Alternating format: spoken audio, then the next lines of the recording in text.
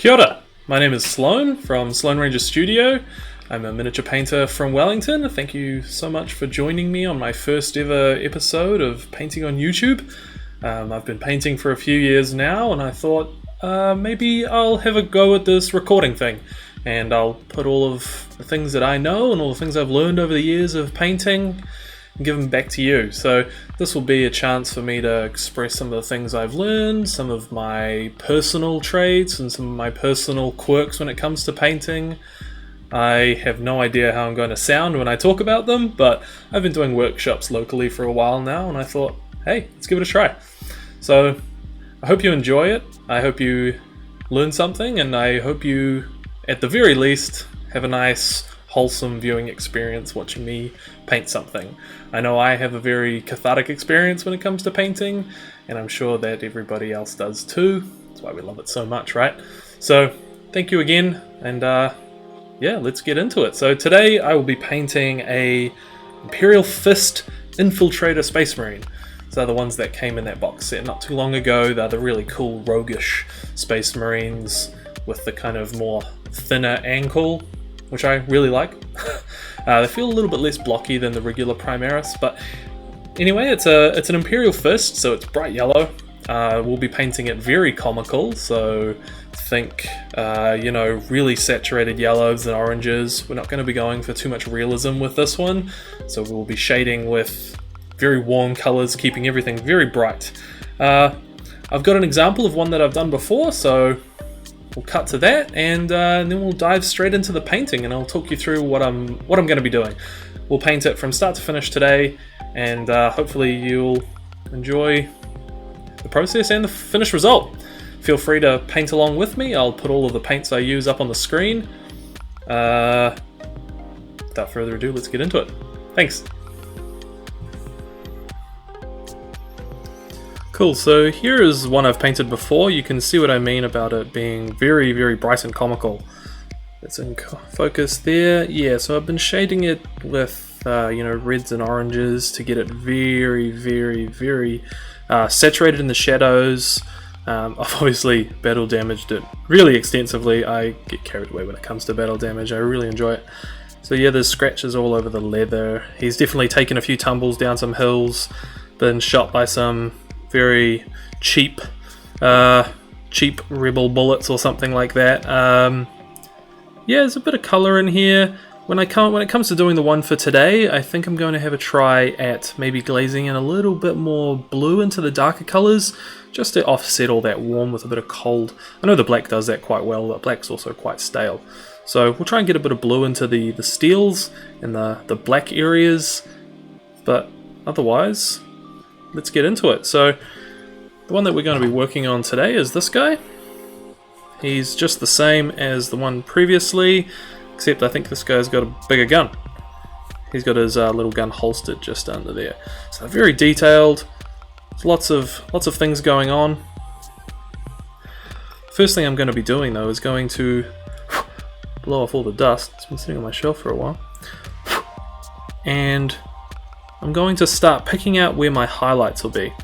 The brush I'm using is just this red sable cheap brush. I get them from a place in New Zealand that kind of has all of these kind of cheap hobby supplies and cheap stationery and cheap paints and all sorts, and it's only about $6 or $7. It lasts me a few months.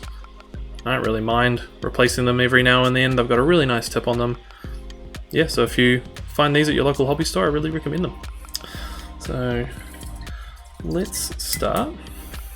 So I've got this palette over here. I hope that yellow is not too distracting. I thought, hey, yellow, that'll be cool. I'm doing Imperial Fists. The first thing I'm going to be doing is I'm going to be taking this color here, Flash Gets Yellow.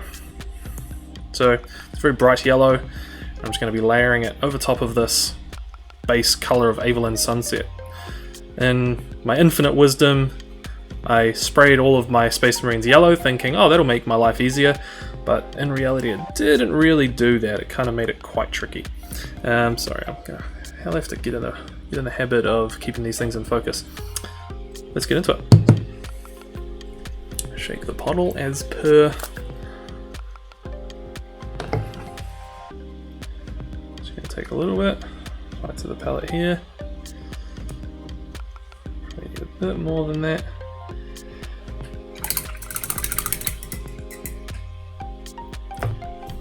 And I'm just going to take a little bit of our water and I'll thin it down. So I hope you can see this here. And bring it into view. So you can sort of see, I'm using my wet palette here, and you can sort of see the consistency I'm using. It's thin enough that it will have a bit of memory, and by memory I mean it kind of moves back to position when you move it. So you see how it kind of shrinks back into position on the wet palette. That's what we want.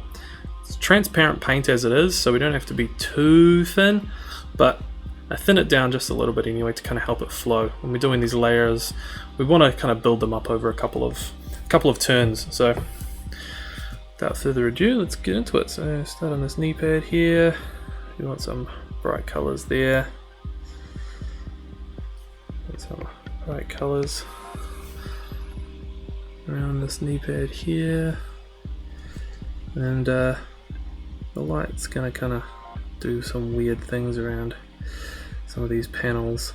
So let's kind of decide where our light's gonna be as we do this.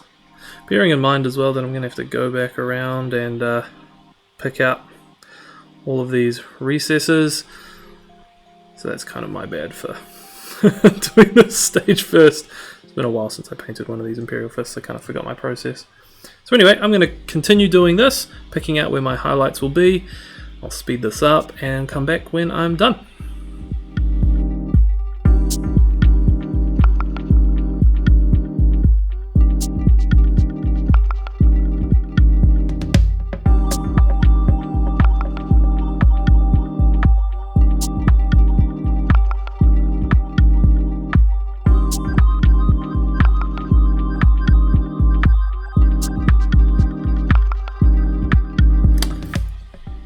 Okay, well, oh, no, we just missed some on his chest, but you can see what I've done here now.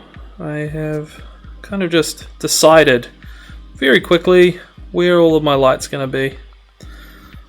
The way I've done that is just by kind of imagining there is a light source coming from directly above. I find the direct above kind of light source works best for tabletop.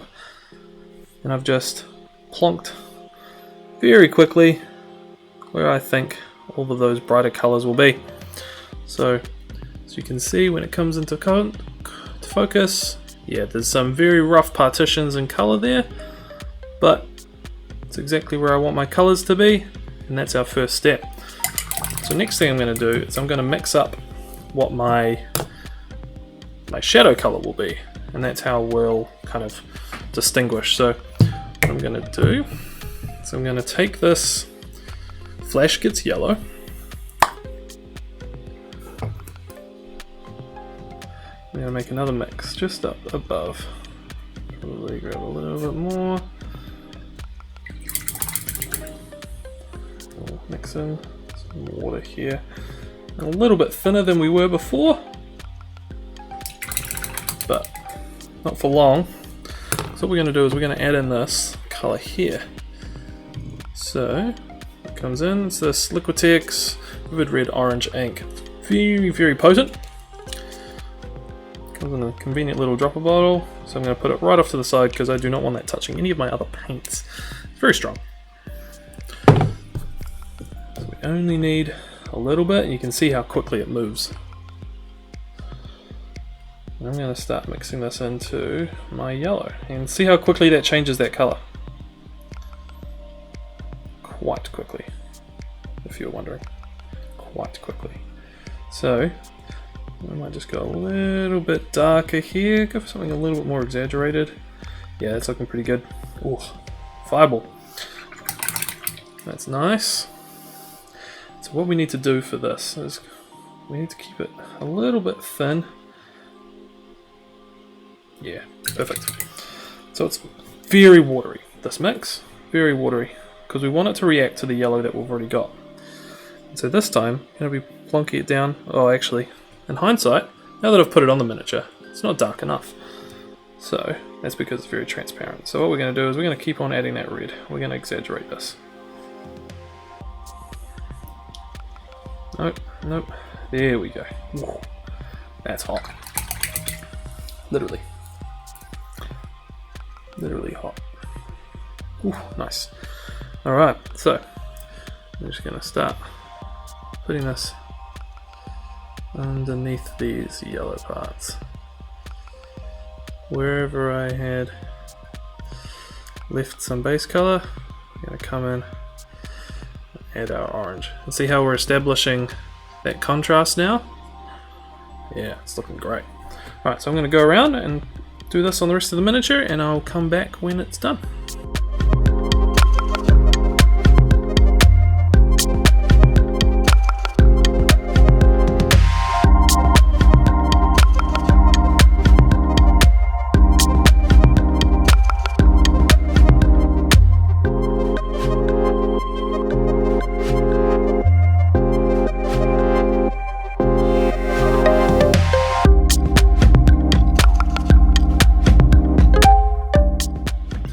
Okay, well, I'm feeling pretty happy I'm feeling mostly happy about these volumes. And this spot just down in here, I could definitely go darker in that orange, but I think we'll make the decision after we've added in all of the dark areas, because as you can see, there's still a lot of dark stuff to come. So I think we'll leave our orange shadows there for now. Ooh, kind of slipped over in a couple of places, but it doesn't matter, because what we're going to do now is come and touch up and glaze over that little blend there. So we're going to go back into our flash, get to yellow, but what we're going to do is we're going to add in a little bit of this. So this is just a slightly brighter yellow. See how comical that yellow is? It's very warm, it's very bright. So if I can get it open, take a little bit of this canary yellow, I think it's called. Ooh. Yeah, it does. It looks like Tweety Bird.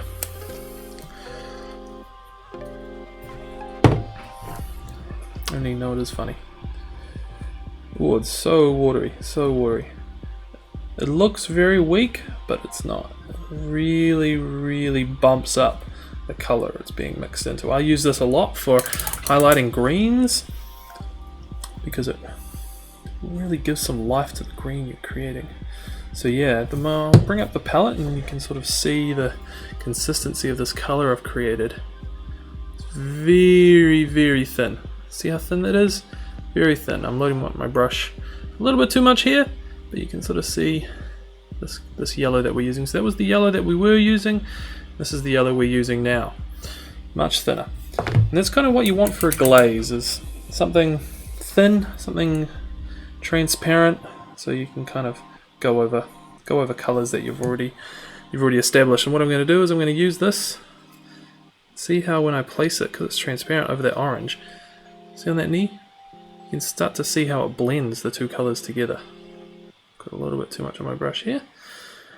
So as you push the paint, it's important that you push the paint to where you want your brightest tone to be when it comes to glazing. Well, when it comes to a lot of things really, that you push the paint where you want that bright color to be.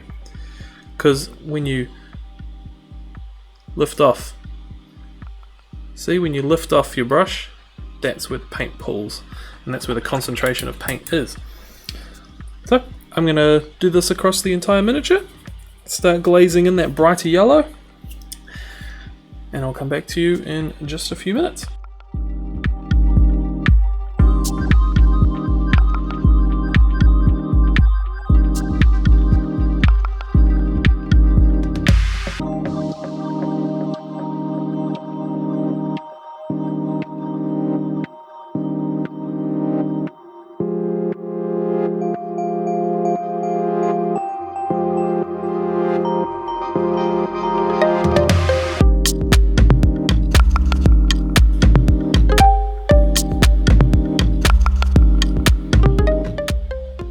Alright, that's feeling pretty suitably comical. If anybody here has done glazing before, they'll know that you can just piddle with it for hours and hours and hours, and you know, it gets better every time you do it. Oh, just going to touch up that little glob that I've obviously slipped with right there. That'll do. But yeah, I'm pretty happy with this for now. I think it's time that we can go and move into filling in some of the recesses and giving it some definition. So that's what we'll do. We're going to come in with some brown, start going into here. So what I'm using for this is Rhinox hide. It's actually quite a nice smooth brown, and I just thin it down quite extensively so that I can quite easily fit it into the edges.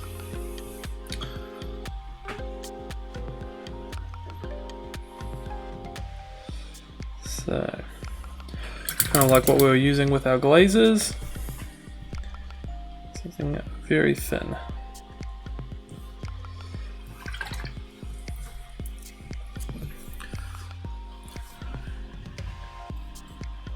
Wow, this yellow really throws out the white balance.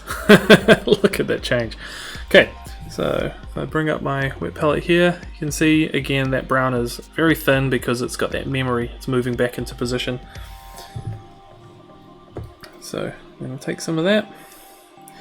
All I'm going to do is in all of these recess areas, just add a little line.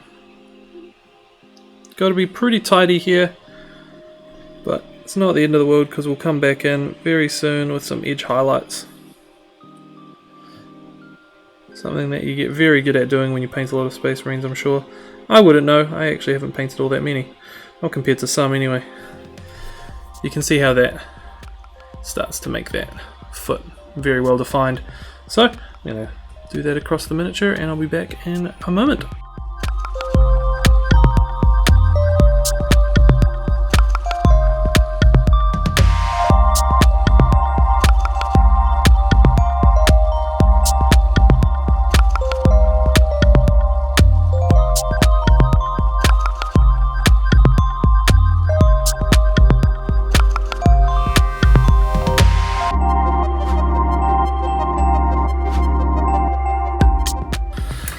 Alright, I'm feeling pretty good about that. It's come together quite nicely, so we've got all the shapes in there. I mean, it looks very cell shady now, but I don't know, I guess that's kind of the way I like it. Yeah, it looks pretty cool. Got all of those colors in there. The orange is popping. We might take it down another notch. I'm not sure. Let's have a look. We'll make that decision after we do a few more steps. For now, the next thing we're going to do is pour in the black kind of, the Under Armour maybe? Yeah, it's kind of like that kind of rubbery looking thing that kind of sits underneath the panels. So we're going to go and fill in all of that. What I'm using for this is actually this color here called Corvus Black. So it's not quite a full black. What I quite like about this is that you can sort of still get a bit of tone.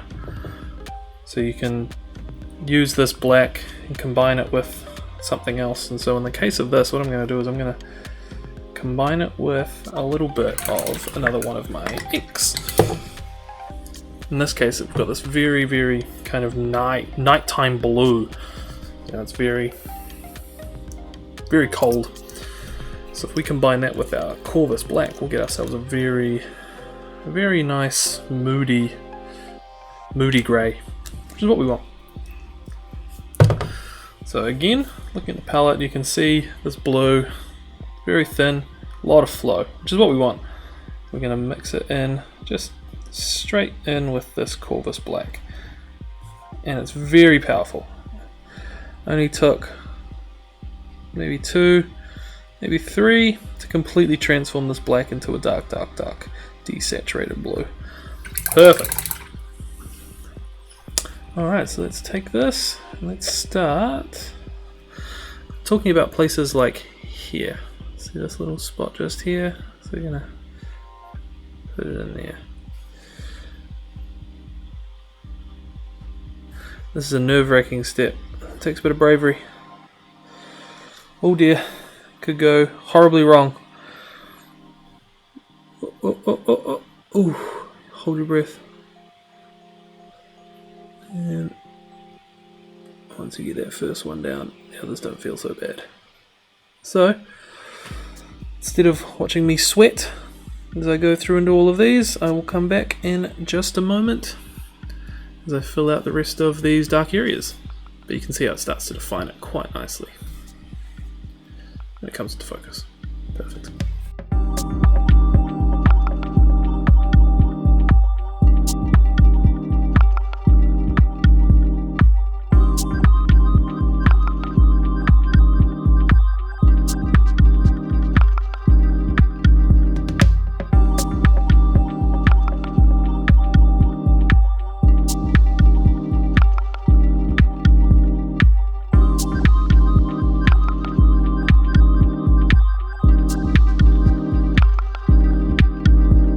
Okay, so that's the black. Let's move on to the leather. I'll be bringing back my Rhinox hide. I want to have a warm leather. So this will be the pouches, and there's a couple of straps that I'd also like to be leather.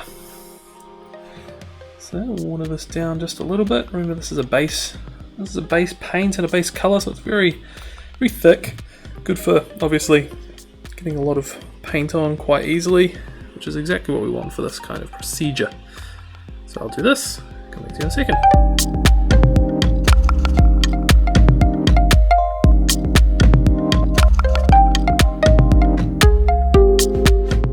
Perfect. Alright, well that's our leather colors based up. Normally right now I would go and put a wash of Agrax on them or something. So, but first, actually, what I'm going to do is go and put this color here on, which I've left off. It's just this trim around the bottom of the boot here. Oops.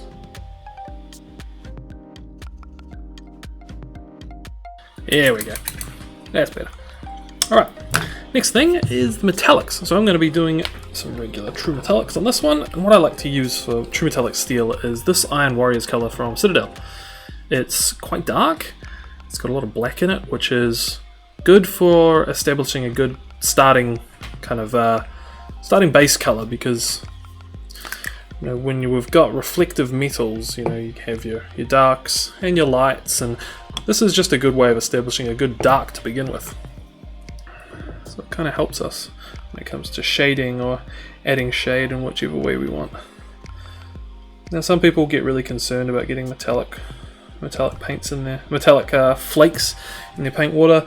I don't really care, so I'm just gonna keep on painting like normal.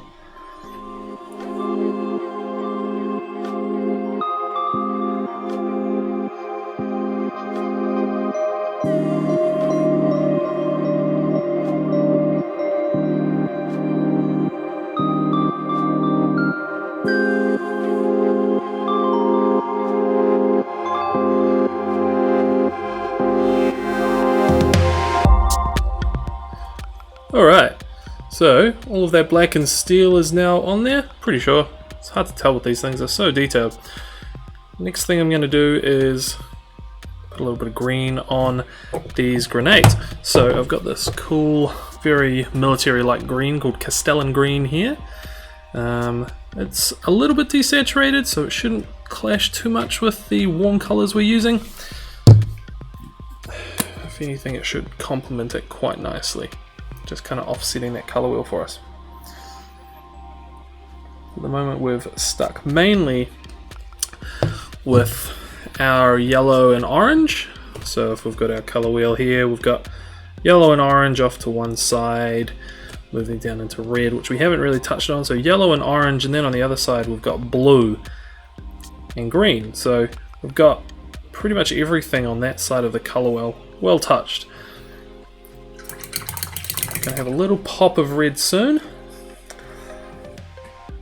but first let's get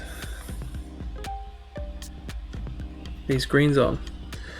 You don't have to, you know, use every color in the color wheel. That's not the point of what I was saying. But when approaching what color to use, the color wheel it should be your first go-to. Think, okay, well, I'm painting Imperial Fists, so I know that yellow is my primary. So what complements yellow? Purple. but we're not using any purple in this scheme. Mainly because I don't really want them to look like LA Lakers. I have a weird thing where particular colour combos become too associative for me. Green and purple looks very grapish. Green and red becomes very Christmassy. So I have to be pretty selective about my colour schemes, otherwise I start to get turned off by them. It's usually when I start looking at things like desaturating and saturation and tints and shades to kind of find some alternatives to those very, very garish schemes that I can't help but think of. Cool, well that was a quick step. That green nicely based in there, nothing too complex. Got his grenades. 1, 2, 3, 4. He is well equipped with grenades. Perfect, that was quick. Alright. Next thing we're going to do, and it looks like I have forgotten to bring a red, so I will be back in just a moment. Well, of course, cut this. I'll be back with a red.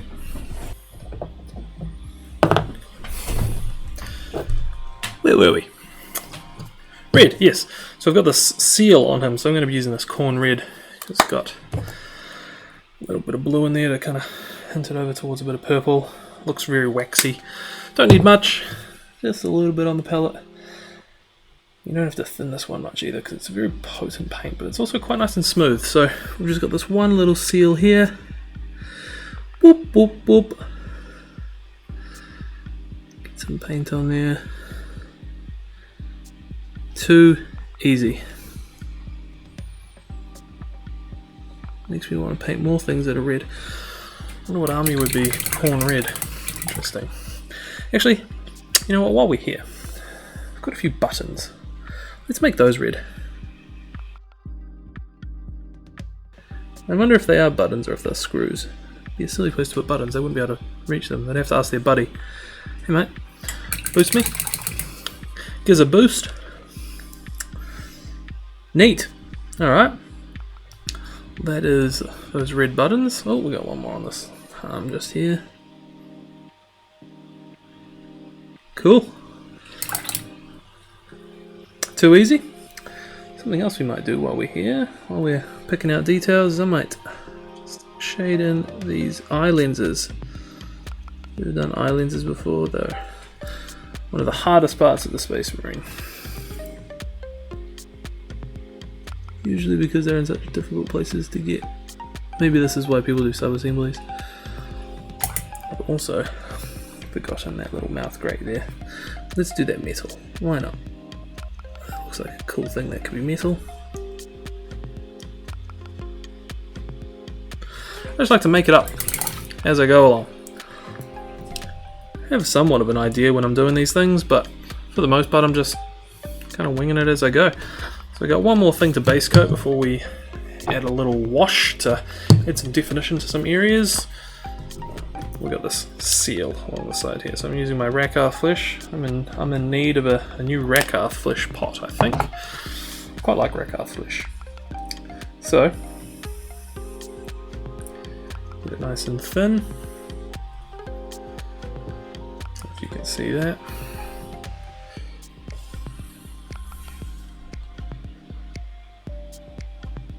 Take the excess off. A little bit on the tip. And we're just going to quickly add some Rakarth to these two seals. Well, it's one seal, two pieces of fabric. Alright, starting to feel pretty close. So next thing I'm going to do is give this a few seconds to dry, and then I'll come back, add a wash, let that dry, and then come back and start doing some final highlights. See you soon. Cool. So that's dry enough now that we can start adding a wash. What I'm using for the washes is I've got Nuln Oil for metallics and black areas. I've got some Agrax for the leather and for a little scroll here. And then what I like to do with my Imperial Fist is I use this shade here. It's a yellow shade, but it's very, very orange when you apply it over yellow. So I'm out of breath because I just ran up the stairs. But what happens is, when I put it on all of my yellow and orange areas, it kind of ties the two colors together a little bit. It's kind of like adding another glaze. It's just a lot faster, and it can kind of help tidy up some of these recesses that I've made. So that's the idea of the Cassandra yellow. So I'm going to continue adding this knoll. Get back to you in a second.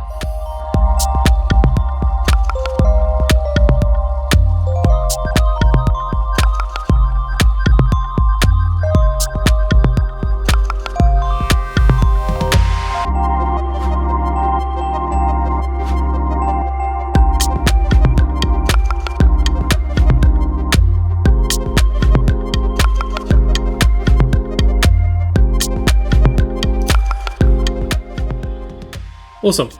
So I have added all my washes. They are slowly drying now. So before I do anything else, I'm going to let those finish what they need to do. And I'll come back to you in a few moments when he has dried. Okay, so those washes have had a chance to dry, and you can see it's dulled down that yellow quite a bit. So the first thing we're going to do is pop that yellow back up to where we were.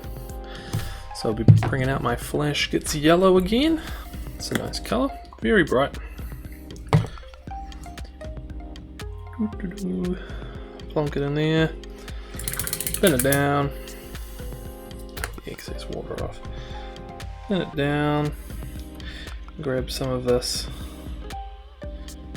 yellow ink, because we want to get that true pigment in there. And it's nice and thin, same consistency as we had before. Palette's starting to dry out a little bit now, but air here is very warm, but you can see very thin. So take some of that. We'll start somewhere up here maybe. Yeah, let's go there. Why not? We just bringing that yellow back up to where we were. Doesn't take much effort at all.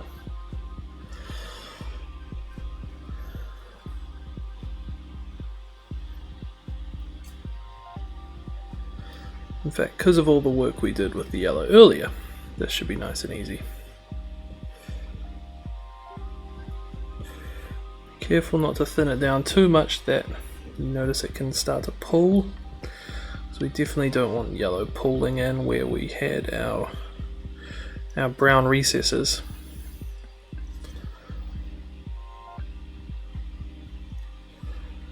But yeah, you can see how this yellow is starting to come back up down on these feet here. This is exactly what we want to see. So again, I'm just dragging my brush across. See how I've loaded up my brush here? It's quite full. If you've got too much, just dab off any excess on your thumb like I do, or if maybe don't do that. Maybe that's teaching you bad habits. Anyway, I'm going to continue brightening up this yellow across the mini, and I'll be back in a second.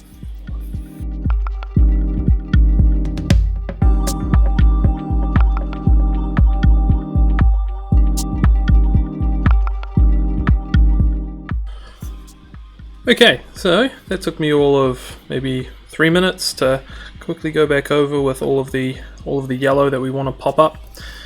So now I think what we'll do is let's go in and do some edge highlights on this yellow. So what I want to do is I want to take this Flash Gets Yellow we've got. Let's create a nice harmonious highlight. All I'm going to do is I'm going to add some white to it. Got this white ink. Again, I like these inks because they tend to make whatever I add it to kind of flow a lot better. And this ink is very smooth. It's very, very true white. Not too chalky at all. Very, very smooth. See how it quickly brightens our yellow right up. Just what we want. So you can see this transition here. And for an edge highlight, you need it to be thin, but definitely not as thin as you would use on a glaze. Might get a little bit more water, a little bit more white, sorry. See, it's still got that memory, but it's definitely not pulling up like a glaze would. So I'm going to be doing a mixture of edge highlights and well, just little short sharp lines just to kind of signal edges, and this is going to lift all of this right up. See, already just on that foot, you can see how these little white lines can really help make everything start to pop up. You can be as strict or as liberal as you want with these white lines. I prefer to be quite expressive and keep some of them quite thick. Some big chunky boys. But yeah, I'm going to go through and add these little white lines to these kind of bright highlight areas. Just start to lift the whole composition up. See you in a second.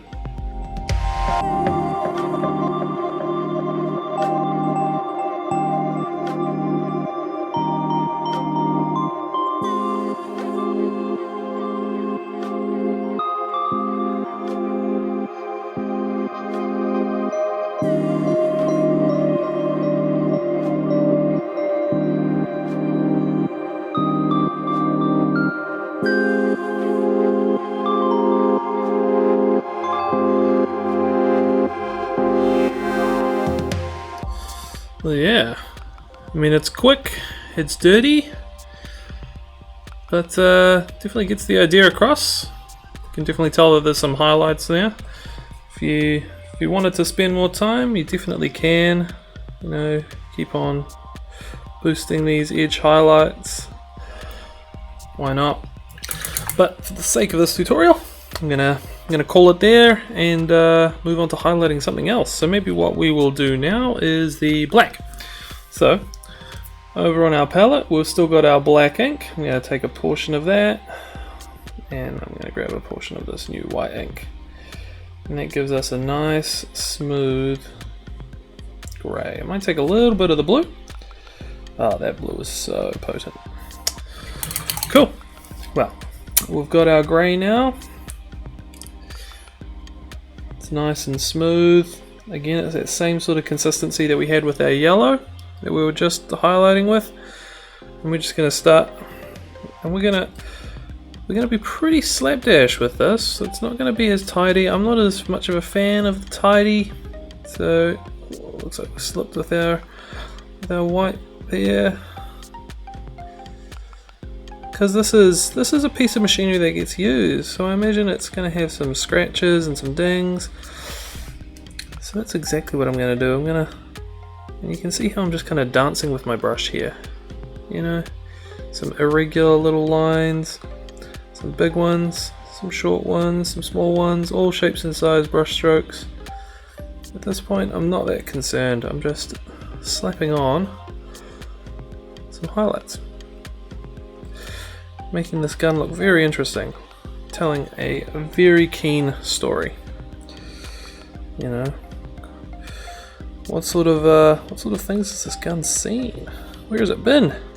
What did he do with it? Why is this Space Marine taking such bad care of his gun? So that's not the only black part that we need to highlight. We've also got these little bits on the back of the legs here, so very steady. Just a couple of nice grey lines in there. Pretty hard to see with this grey because it's very similar to our original grey. But this is how you build up a nice smooth highlight. So just adding in some lines in there. Let's touch up these little guys. Little black straps need some highlights as well. It's got like a kind of a buckle texture to it. It's got these kind of fine lines. So that's what we'll give it. Sorry.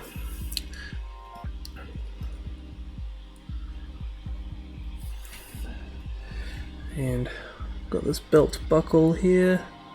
Again, it's been tumbling around, so it's pretty worn. And he's got his weird ab armor. This is nice and hidden, so we're not going to spend too much time in there. We've got this part on his face.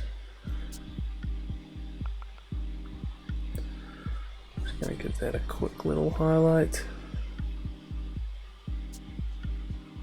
Some of these things you barely even notice, so we don't spend too much of our time on them. It kind of just creates an impression. Yeah. Put some light on it, and then you believe it's there. And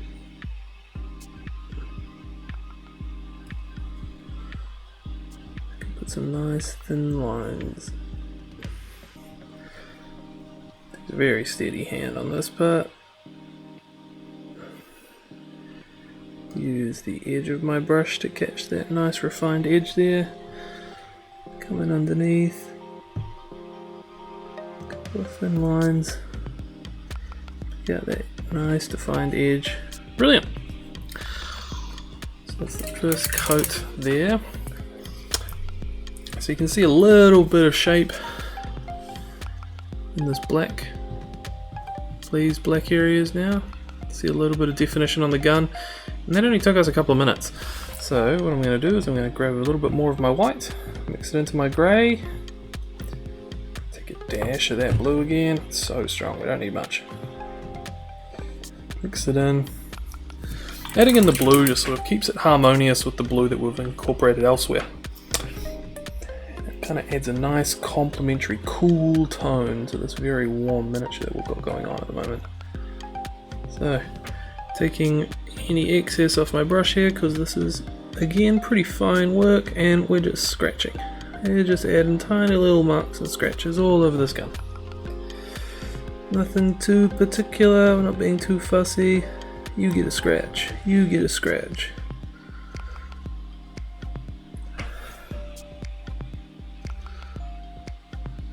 You know, edges and corners get a little bit more because they're going to get a little bit more wear and tear than flat surfaces.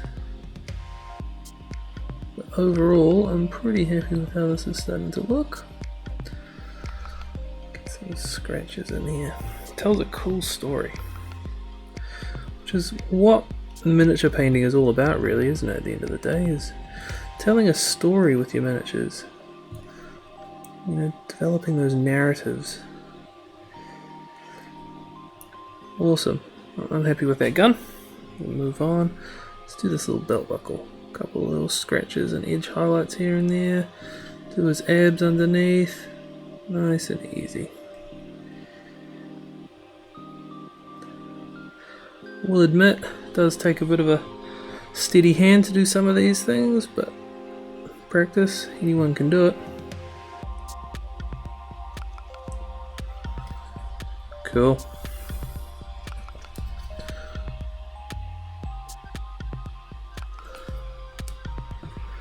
And then we've got these little lines, that underarm we were talking about. I'm just pulling that paint to a consistent destination. Kind of keeps, it's very hard to see,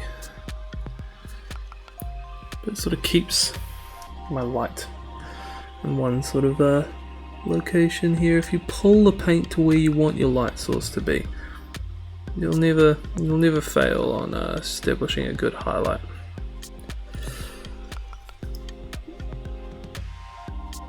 Always pull your brush in the direction you want your brightest point. Very nice. I've got a cup of tea right next to me and I'm trying not to swish my brush in my tea. Rookie mistake, eh? Cool, let's touch up this bit on the back here, a couple more scratches here and there. Ooh, tripped down a hill, took a big tumble. Really want to quote Sharky right now, but I just don't know if I can do Jed Brophy's voice right. Took a really tumble off the cliff. Oh, that sounded terrible. Sorry folks, I'll never do that again.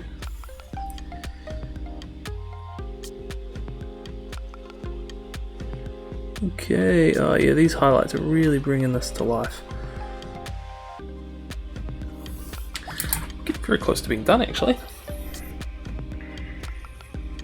What I might do is just go around the bottom of this shoe. Yes. I try not to bring too much attention to shoes and feet. I find it's just yeah, well, it's not really where you want your viewer to look, you know. So I try not to bring too much attention to them. But on a model like this, such beautiful feet. Sounded very, very footy, but yeah, they look great.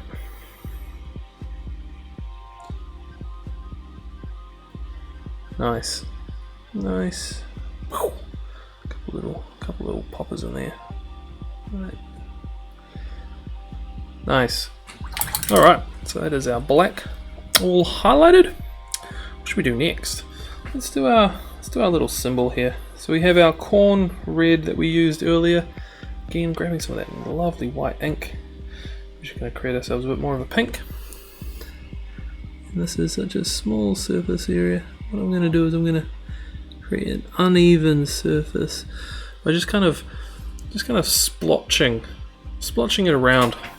Makes it just look a little bit more uneven, like it's got a bit of a texture to it. We'll just emphasize that with one more layer of highlight, adding in a little bit more of my white to make an even brighter pink, and this time we're just putting it on the very top parts, just a couple of little dots. You know, wax kind of has that glossy finish to it. Nice. Alright, where did our Rakarth flesh go? There it is. Still kicking. What I'm going to do is I'm just going to use the exact same color that the Rakarth was. So I don't want these wraps to be white. I want them to still be kind of dirty. So I'm just using the same Rakarth I based them in, but because I added the wash, it kind of dulled it down a fraction. So by using the Rakarth, we're just bringing it back up to that neutral base color. We might add, yeah, let's do it. Let's add a little bit of a highlight. Let's be brave. A little bit of white in our Rakarth, create a little bit of a brighter tone, and we'll just create a couple of little, yeah, nice. Oh, kind of matches that comic look we're going for elsewhere. Now I'm starting to think that maybe this black isn't bright enough. Let's exaggerate it. Let's create ourselves a very bright grey. We'll just come in and we're just gonna, on a couple of edges, just a couple of edges, and make some very obvious scratches. Maybe it's just a little bit of the light bouncing off a jagged edge. That's what we want. And a regular but interesting surface. Oh, a couple of scratches. Yeah, just kind of moving my brush around, not being too rigid. Yeah, there's a couple down here too. Maybe he's knocked somebody in the head with the butt of his gun, but he had a very hard head. Cool. Bit more life in that gun now. Let's do the same with his belt. I feel like his belt was just a little bit lacking there. Yeah, nice. Just on those edges. Just to kind of lift him up a little bit. You don't really want his abs to be any brighter. You don't want to rub it in. Take your abs elsewhere. Alright. We've got our Rhinox for the leather. So what we're going to do is we're going to add a little bit of our yellow ink. Let's create a slightly warmer brown. And you'll notice a trend here using the same kind of inks and colors to mix in our other colors.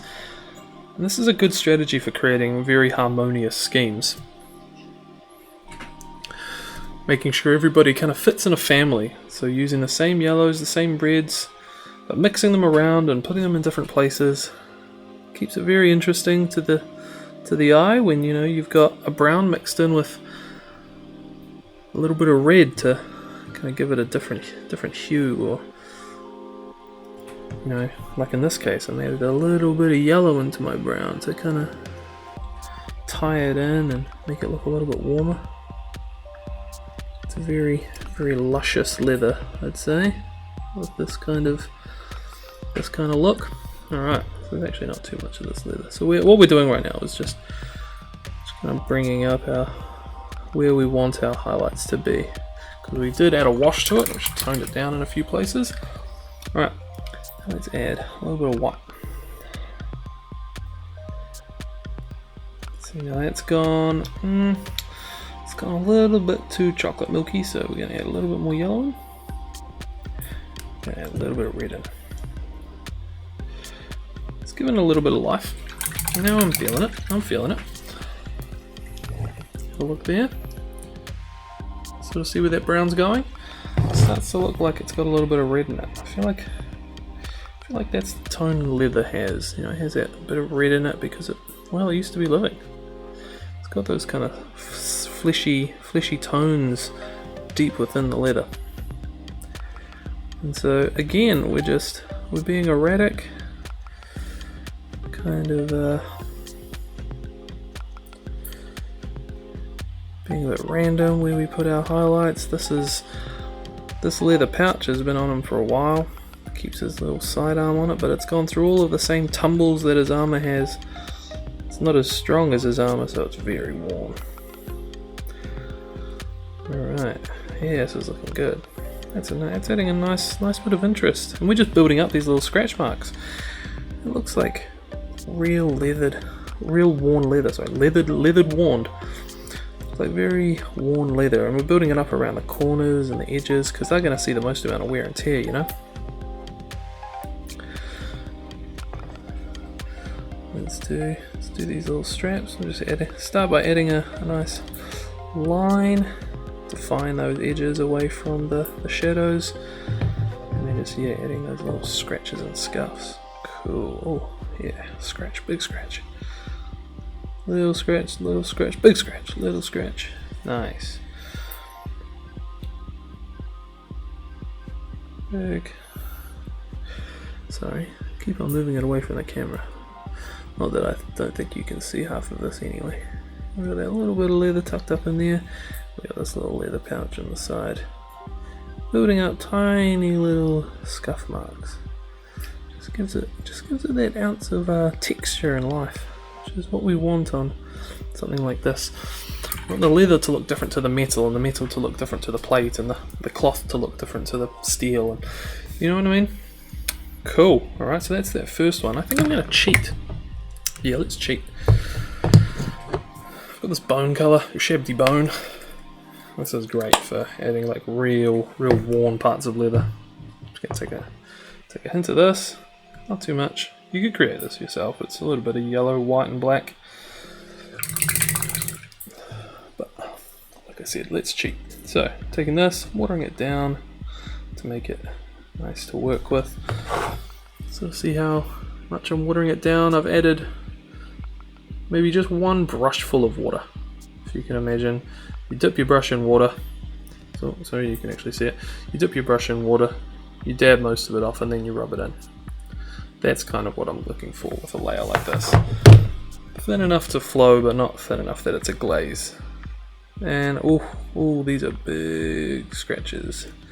This is down to the core of the leather now. Yeah, these are deep. Oh, big scratch right there.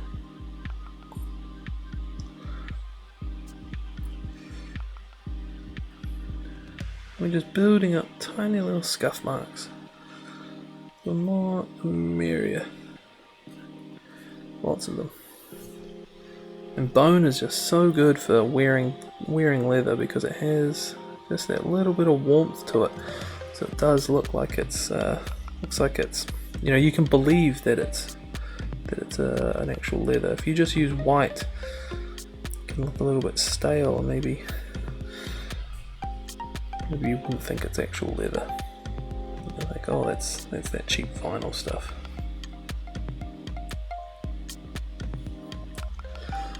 Right, back to the camera.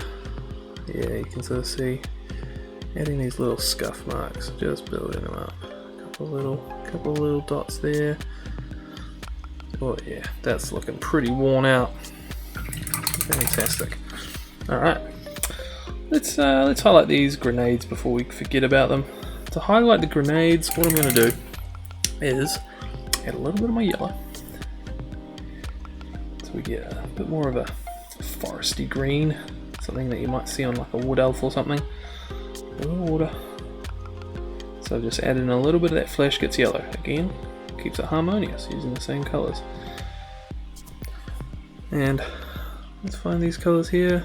We're just gonna add some little lines to them. Kind of make it look like a cylinder. I don't think I thinned that paint quite enough, but that's alright. And again, just tiny little horizontal lines. Just kind of makes it look like it's round. So, you know, just gotta make the sounds. And put little dollops of this nice green on these other grenades. These ones with the checker kind of design on them. Frag grenade, I guess? I don't know. Not really a grenade scientist myself. Cool. Well, that's looking hot anyway. And same with this one on his chest. This time it's vertical because it's a grenade tipped on its side. Hope that's okay. Again, I don't know much about grenades. Alright. And then to finish that off, we're just going to add the tiniest bit of white into that green. Just to kind of give it a couple of little pops. Ooh. Yeah, nice. Great. Alright. So, what we've forgotten? We forgot our little shoulder pad here. So, I'm going to come back. And I just kind of give this a bit of a non-metallic treatment here. So, kind of building up some greys and whites.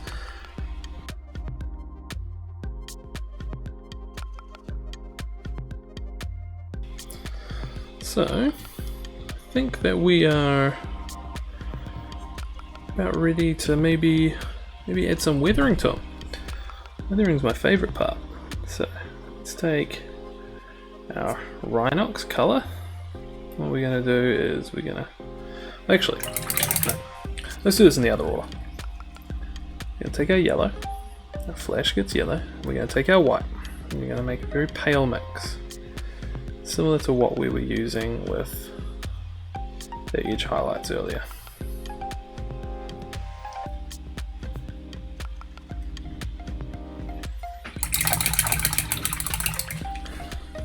And this is fun. So have some fun with this part. It's not too thin. Same sort of consistency that we're looking at for that edge highlight earlier. Because we want to be controlled, and then you just want to release control. You just want to kind of add some chips, some scratches, kind of go a little bit crazy. Think about where all of these kind of chips and scratches would build up. I imagine it would be around his feet, you know, stepping on sharp bits of debris and whatnot. Maybe his elbows from kind of barging through doors, his hands from punching orcs in the head, shoulder plate from when he charges through places, maybe some big scratches, maybe a big kind of claw mark right there, a couple of tiny little scratches just underneath. And like I said, you're kind of giving up control here, just kind of letting the brush go where it pleases. It's a hard thing to do, but it's very fun once you get the hang of it.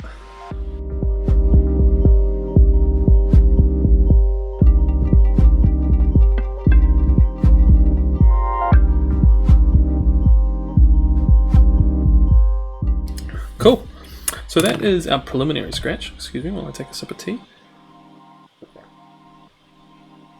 And then, like I said before, we're going to use our Rhinox as well. So I've got my Rhinox mix here.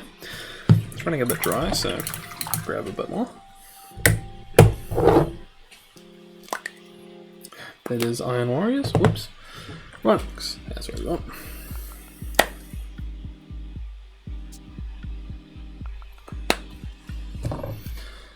Cool. Thin it down. And then what we're going to do is just above all of these little scratches that we've made, we're going to add little dark patches. And that's just going to give these little scratches some definition and the illusion of some depth.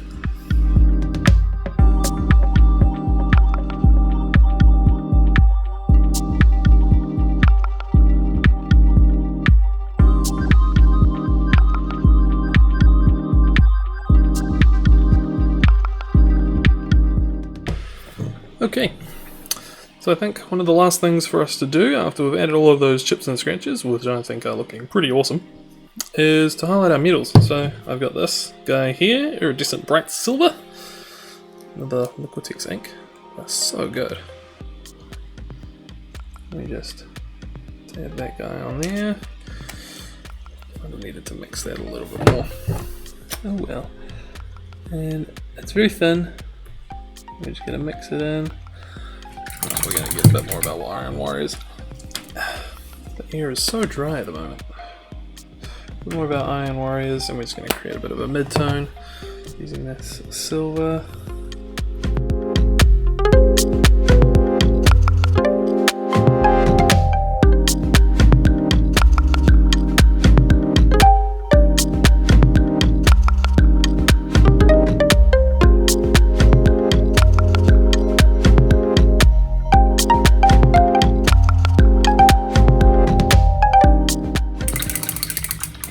Okay, pretty much it for the metals. They weren't too bad. Pull out this little grenade highlight here. Sorry, I'm so bad at keeping you guys in the loop on the camera. We'll get better, I promise. Just still in the habit of, when you're doing detail work, bring the mini right up close to your eyes. Alright. That's it for the metals. Last thing to do is there's a couple little green bits, so I want to use this very, very, very saturated green here. He's very, very bright. Lots of yellow in him. We're just going to need a little bit. Them down a smidge. There's a couple little buttons we want to pull out. I think there was... Where did we find some buttons? Oh, yep, one on his arm. It'd be bright green. No. So the other thing we want to do is these lenses. So we're just going to prime those with this very, very bright green. I promise there is method to this madness. The last thing to do is his little eye. A bit too much green on the brush there. A little bit of green. Pop that out. And then add a little bit of yellow, and a little bit of white to that green. Set it down. Take off any excess because this is very delicate work. We're just going to add just a little bit more of this green towards the center of this lens.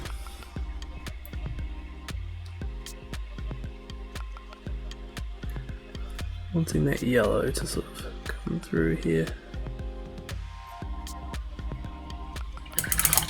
Cool.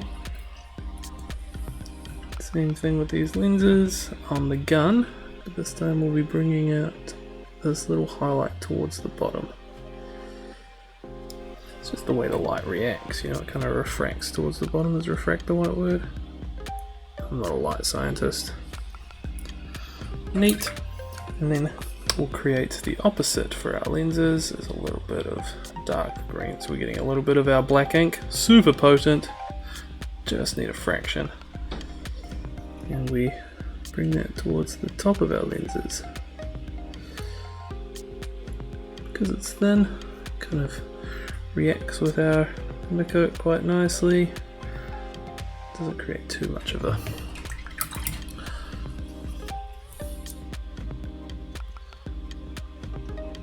they are not the easiest thing to see.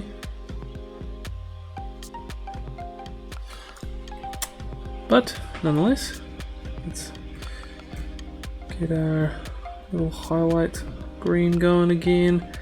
This time going for a much more extreme white towards the bottom of the lens. Bit too much paint on my brush there, so it's pulled. Cool. Last thing to do for a lens, make it look like it's glass, is you just add a couple little dots of white.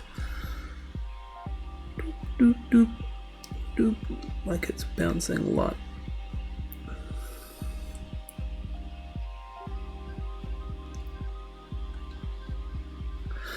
Bouncing light in the same way that glass would. So we're going to do that, and then we're going to do the same thing to his little eye lenses.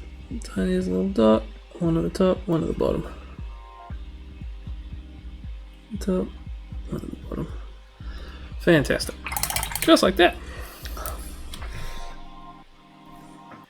Just going to smooth out this transition here.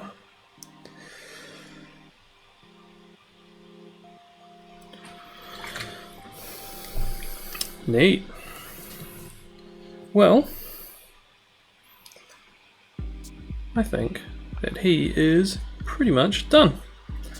There is a lot more that we could do to him. You know, we could keep pushing that glaze up and down, smooth out the blend. You know, we could have, you know, really gone in underneath these legs here and really deepen that shadow, but this is for a tabletop, which I don't think is too bad for tabletop, really. You know, we've got far more than 3 colors on here, and to be honest, none of this was particularly challenging.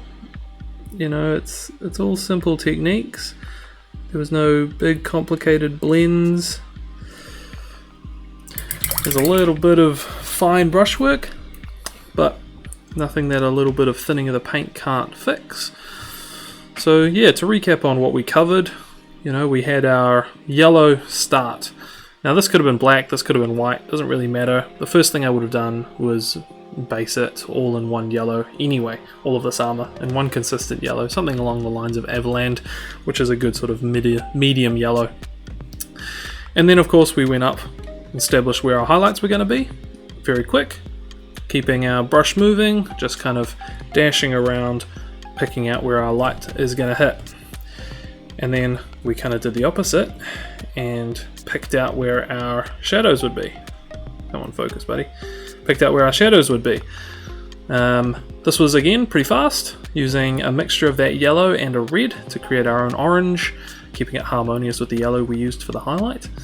And then of course we went and started working on all the details. When it came to the weathering, it was all about keeping our brush moving, keeping it sort of dancing around the model. We wanted it to be random and erratic and not look too controlled. I think it's a good exercise in you know, how you control your brush when you do the opposite. You know, you kind of let go and just sort of let your hand and your brush do what they want. You learn a lot about how the brush moves, about how paint reacts on a surface, about pressure, about, you know, line consistencies and all of those sorts of things. You learn a lot when you just kind of let go and let it do its own thing. So I hope that you gave that a shot. I hope that you have tried out some maybe new things to explore on your own Imperial Fists, or if you're painting yellow anywhere else. I hope that you give this a go. Again, thank you for tuning in. Thank you for watching my first video on YouTube all the way to the end. Please like, please subscribe, all of those things, but most of all I'd like comments. Tell me what you liked, tell me what didn't work, what you'd like to see more of.